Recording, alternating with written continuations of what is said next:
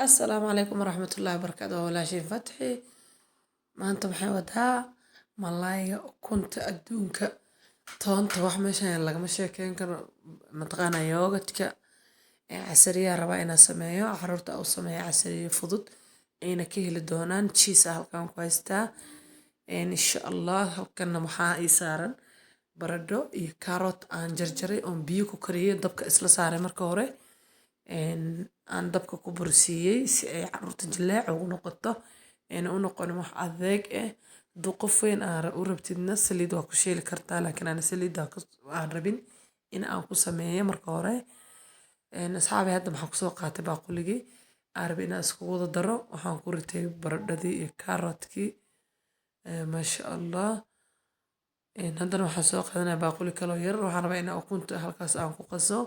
youtube channelka yaan iloobin waa Fatxina official subscribe-ka hala saaro labada xabo ukunta heedaa ku daray meeshaas labadaas xabo ukunta rabaa marka hore inaan isku soo qaso ama aan soo labo intaan markaa isku labo ka dambo waxaan ku dari doonaa kis yar oo toon iyo plain yogurtka oo qaada insha allah intaa ka badan kuma daray iyo wax yar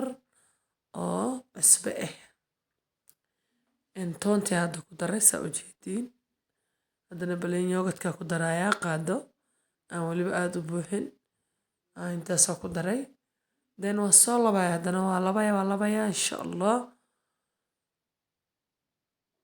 si fiican inaa isku dhexgeliyaa rabay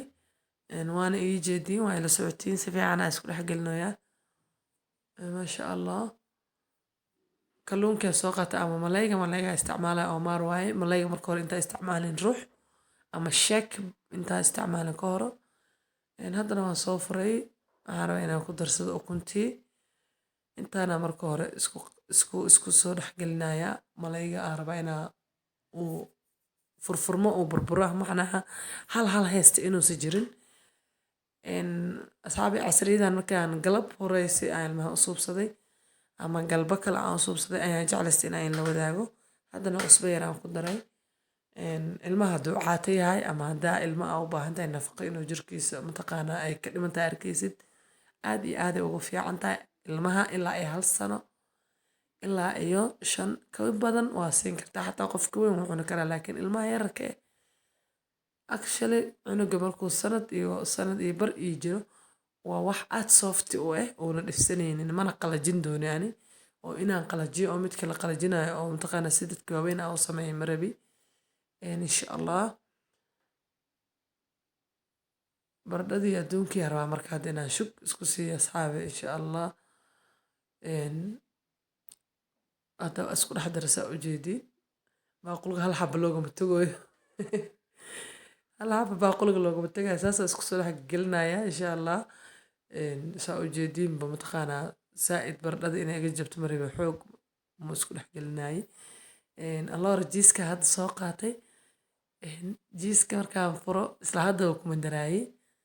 wax yaroo saliid aan ku shubayaa baankeyga ama mataqaanaa birdaawaha yaroo saliida markaan ku shubay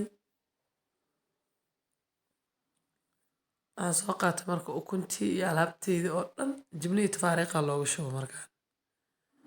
jimlo iyo tafaariiqa loogu shubay ukuntii iyo